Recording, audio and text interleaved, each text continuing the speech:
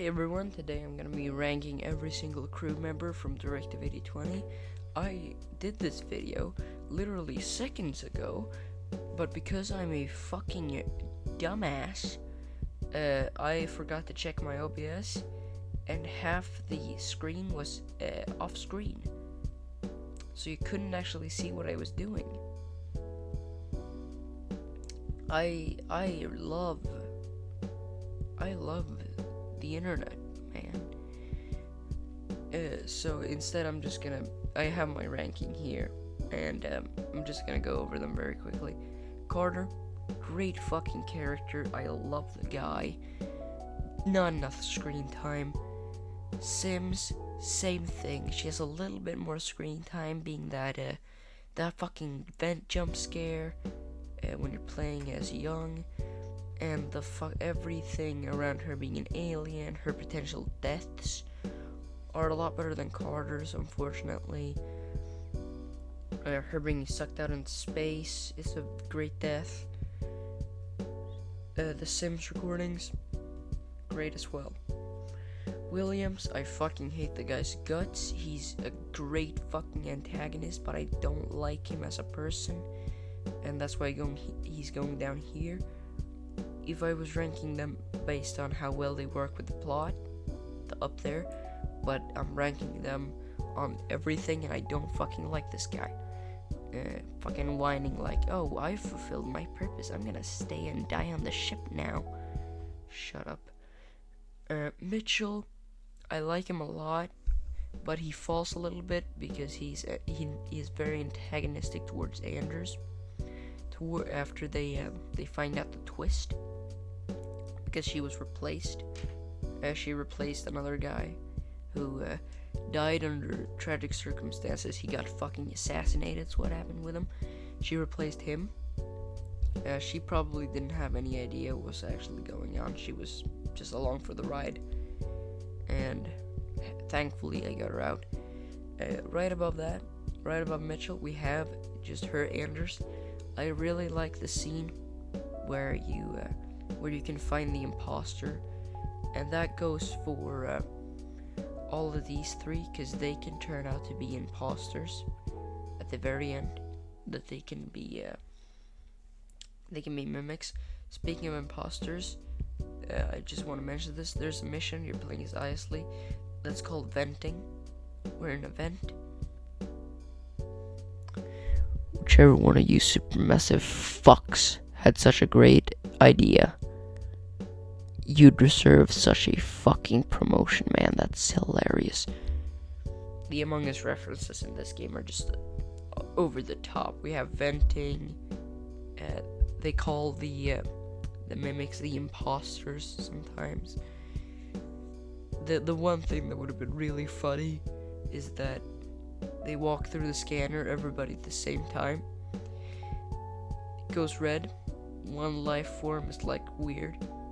Don't know who. Stafford goes, there's an imposter among us. That would have been awesome. Anyways, last place for the playable characters, unfortunately, goes to Cernan. I fucking love him though.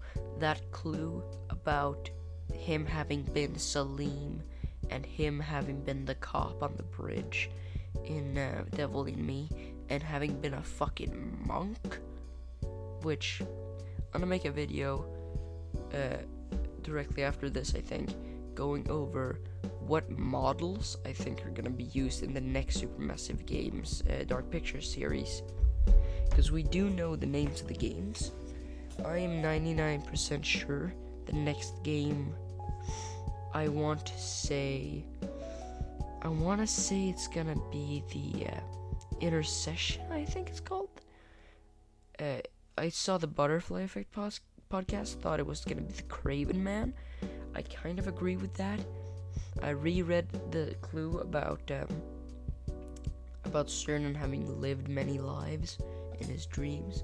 I kind of reread that clue, and he said he was a monk long ago. I think he's gonna be. It's pretty safe to assume this model, the Salim model, I'm gonna call it, also known as the ultimate man, just spouting wisdom, just like Cernan. He's a very wise. That was tragic, goddamn. Wise soul. So he's probably, that makes sense with him being a monk. That police officer was probably pretty wise before he lost his fucking hand. Anyways, next character I had was Isley. I like Isley. These two are essentially interchangeable. The one reason I like Isley more is because I feel like she has a few better segments when you play as her, and she's very important in the ending. Which, if you know the ending, she's like behind everything, technically, the original her. She is maybe even in charge of Williams. It's not very clear. Also, the fucking House of Ashes references in this game are awesome. I don't know why I mentioned that with her, like, walking in the hallway, and you see the fucking things, and then when Williams explaining everything, I missed this, they're just pictures of Jason, Salim, and Eric. I was like, holy fucking shit. This is epic. I don't know why there were only pictures of characters that I kept alive in everyone's playthrough, because I killed both Rachel and Eric. No, not Eric, Rachel and Nick. So that's a pretty cool thing. I know it's not intentional, it's just those three every time, but it's kinda cool. Makes me feel like I got a canon ending. Yay.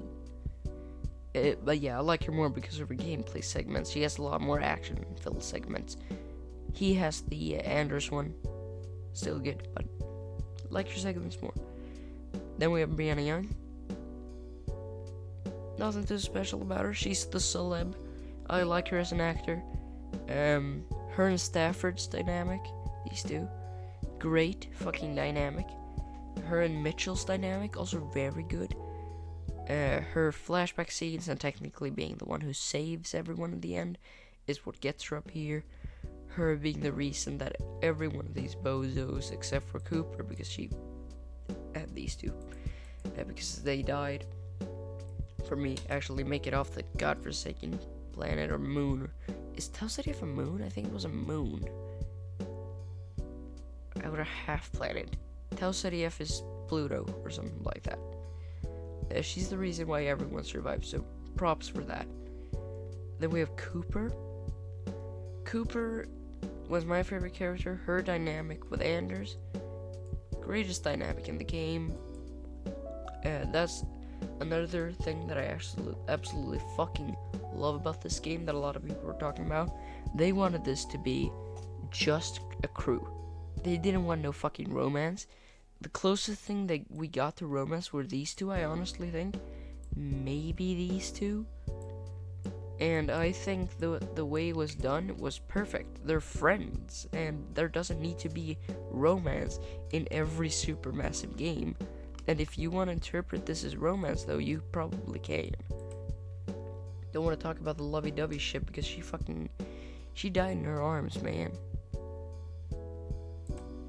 Build the marine, like, bump thing. That was also a very great detail.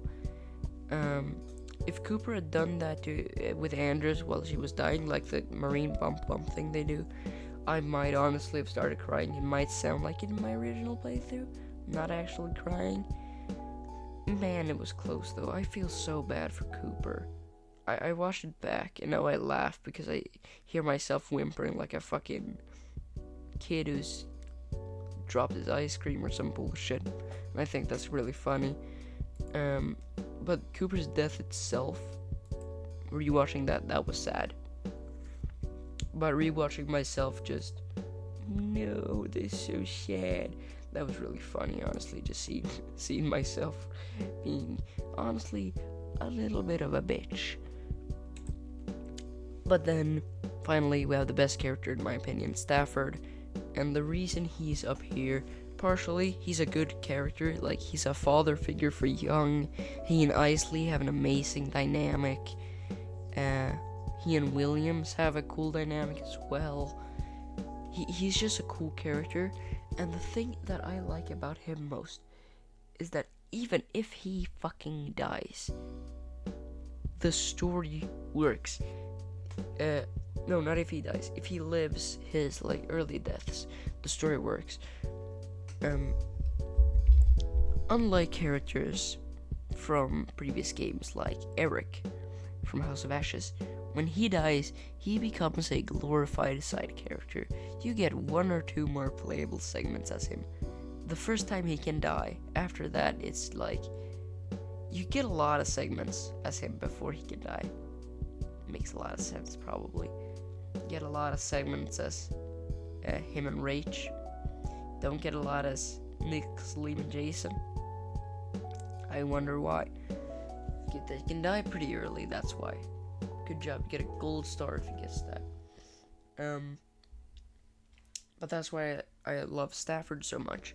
Because even if he dies, even if he lives, if he lives, the story still works. Like, he's still in command. It just works. Even if Stafford is in a body bag, the story works. If Stafford makes it out alive alone, the story works. Because, honestly, Directive 8020 has some of the best branching that Supermassive Game have done yet, period. I'm honest with that. The branching of this game, and who can be alive and dead, I'm gonna say it, that shit's on par with the fucking Quarry, which is like, has, I think, 100 or 80, or maybe, I think 80 possible endings or something, 180 maybe. And I would say the branching of when a character can die and how other characters react to it is on fucking par with that. That's why I love Stafford, because he just solidifies the fact that he just works. If he dies early, then he dies early. People still talk about him a little bit, and they're sad. If he lives the entire game, the game still works. I had an ending that made a lot of sense to me, where Cooper died early. She got gutted, and then died of her wounds. Where instead of, I think it's Cooper by Basics, that pushes the fucking gasoline thing and the shock stick into the burning creature's mouth, that was Stafford instead, and I feel like that makes a lot of sense, which again is just praising the game's narrative, because it just makes sense for Stafford to be that person who, when Cooper the Marine, by the way, when Cooper the Marine is dead, it makes sense that Stafford, the captain, the man that's gonna get every one of these poor souls to safety, is the one who steps up and fucking blows the big Shuglush, whatever the thing is called, Shogloth, I don't know what its name is. It begins with SH, can't pronounce it. But yeah, that's my tier list. So Cardin last, too little screen time. Sims at 9th, too little screen time. Williams at 8, hate the guy's guts.